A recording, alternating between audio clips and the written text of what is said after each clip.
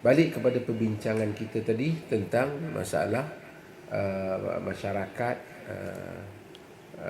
Muslim minoriti yang berada di dalam negara yang majoriti bukan Muslim dan sebaliknya. Saya nak sentuh itu dulu sebelum yang tadi. Dan kita lihat orang Islam ni di atas apa pun mungkin kelemahan pendidikan dia, tetapi kita tahu orang Islam semua faham. Kita tidak boleh memaksa orang lain untuk menganut Islam. Ini kita jelas, orang Islam dia jelas dalam hal ni. Sebab itu kita lihat tak ada orang Islam yang terfikir nak paksa orang supaya jadi Islam. Tak ada. Kerana ayat la ikraha fid din, tidak ada paksaan di dalam agama, itu sangat jelas dalam fikiran orang Islam. Mungkin dia jahil, dia salah, dia buat tindakan yang salah, ada satu dua keadaan. Tetapi kita lihat di Mesir umpamanya, negeri majoriti Islam, kita ada Kristen Coptic. Mereka Kristen Coptic ni daripada dulu, sejak zaman Nabi Muhammad, sebelum Nabi Muhammad mereka ada di situ, Islam masuk melalui Amr bin As menguasai Mesir pun tidak digugat kedudukan mereka. Kristian di Syria, orang Islam masuk dengan kekuatan apabila Abu Ubaidah Al-Jarrah menguasai dan Khalid Al-Walid juga sebelum itu di sana, pun tidak dipaksa Kristian untuk menganut Islam walaupun Islam majoriti. Kita lihat hatta di Andalus, ketika Islam itu begitu kuat, gereja besar Andalus itu kekal. Gereja besar Andalus itu kekal. Walaupun apabila Kristian apabila masuk semula, Islam diburu habis-habisan. Di Malaysia juga kita lihat minoriti bukan Islam dapat hidup dengan baik. Di Indonesia juga hal yang sama. Walaupun ada insiden di sana dan di sini, itu semua adalah merupakan kes-kes terpencil, sedangkan majoriti orang Islam itu sangat memahami hal yang seperti ini. Fiqh Islam pula. Fiqh Islam ni dia luas. Soal akidah orang Islam dia jelas. Dalam soal akidah, dia tak akan tolerance. Maksudnya orang Islam tak akan mengakui agama lain sebagai agama yang benar. Itu jelas. Kita tak akan mengakui. Dan orang Islam pun tak akan paksa orang lain supaya kata agama Islam agama yang benar. Dan tak ada masalah kalau dia tak mau mengaku pun, dan dia tak akan disuruh mengaku, kerana dia agama dia lakum dinukum waliyadin. Untuk kamu agama kamu, untuk aku agama aku. Tapi dalam berurusan harian, Islam ada keluasannya.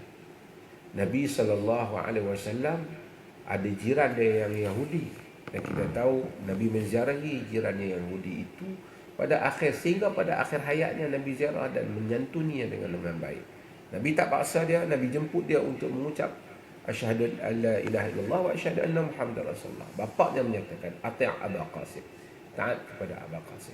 Bapa dia yang suruh dia ikut. Kita ada masyarakat Islam di Madinah, di mana Nabi SAW memenuhi perjanjian yang baik dengan mereka. Bahkan Al-Quran itu begitu jelas, la yanhaakumullah 'anil ladzina lam yuqatilukum fid din wa lam yukhrijukum min diyarikum an tabarruhum wa tuqsitu ilaihim innallaha yuhibbul muqsitin.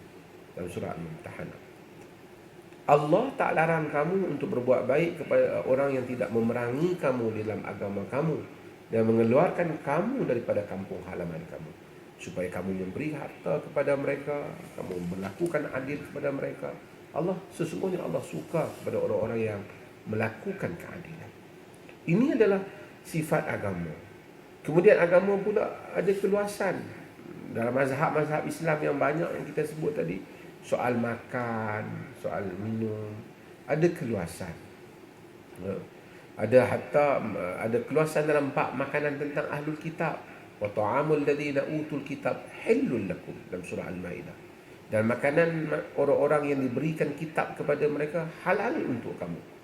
Maka dengan itu ada kelonggaran dalam hal ini. Walaupun fiqahnya tetap menyatakan Kristian munharif, agamanya telah terubah ataupun diubah. Tapi boleh pula makanan ahli kitab itu.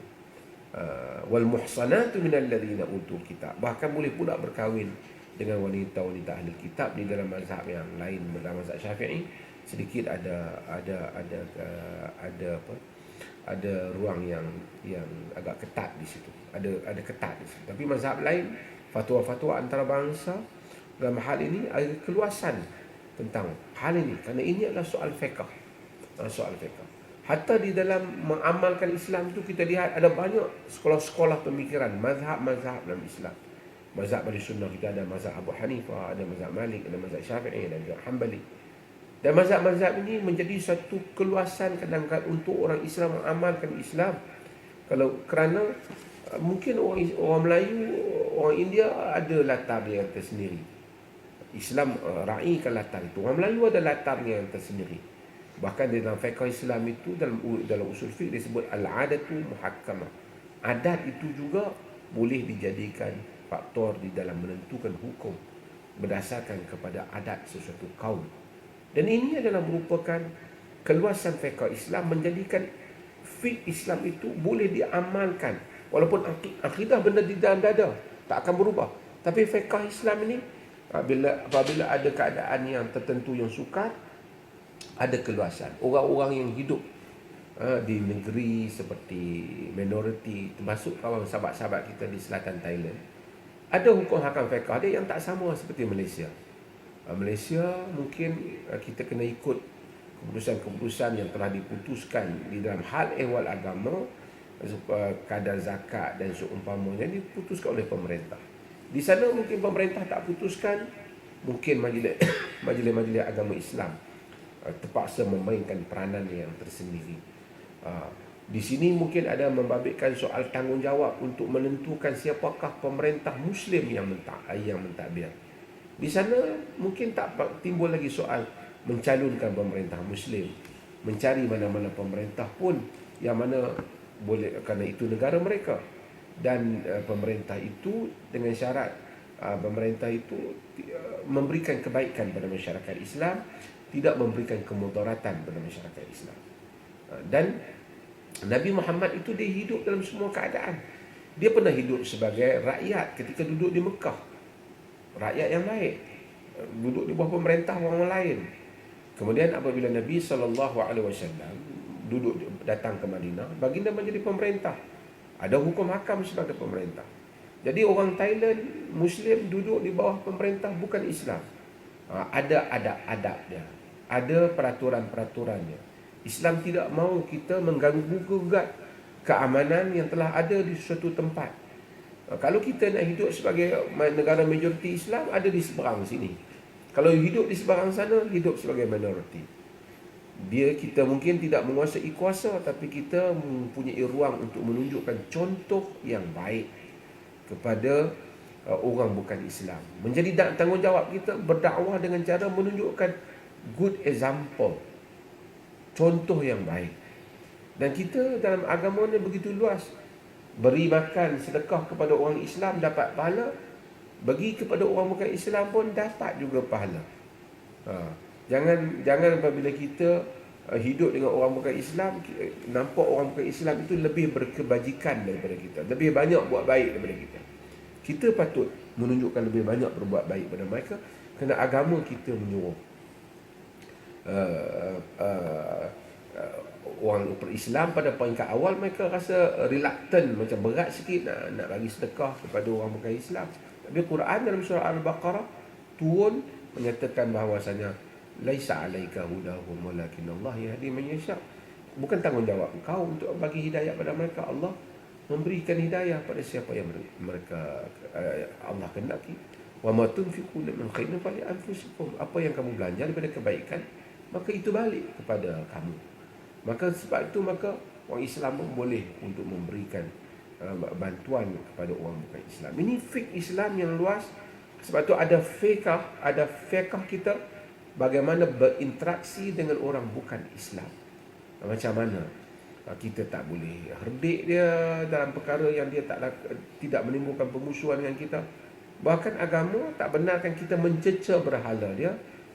Jika kita cercaan itu menyebabkan berlaku permusuhan, dia menyerang agama kita tanpa sebab, dengan atas kejahilan. Dalam surah Al-An'am Allah menyatakan la wala tasubbul ladina yad'una min dunillah fa yasubbullaha adawan bighairi ilm. Jangan kamu maki orang yang menyembah selain daripada Allah, nanti mereka akan maki Allah, cerca Allah, permusuhan tanpa ilmu pengetahuan. Ini semua kita tengok akidah tetap duduk dalam dada, tetapi cara berinteraksi itu mempunyai cara kita berurusan, mempunyai keluasannya yang diberikan oleh fiqh kita. Sebab itu mungkin orang di Malaysia dan juga di selatan Thailand, kita semua hari demi hari mesti mendalami apa yang dikatakan fiqh ataupun interaksi at-ta'amul ataupun al-muamalah ma'a ghair muslimin, berurusan bermuamalat dengan orang-orang yang bukan Islam. Dan Islam adalah seperti mana yang disebut oleh ustaz kita tadi, rahmatan lil alamin, adalah agama yang baik. Nabi dihantar untuk menunjukkan contoh yang baik, dan toleransi ataupun tasamuh ini menunjukkan adalah contoh Islam adalah agama yang sebagai bukti Islam adalah agama yang benar. Wallahu ta'ala.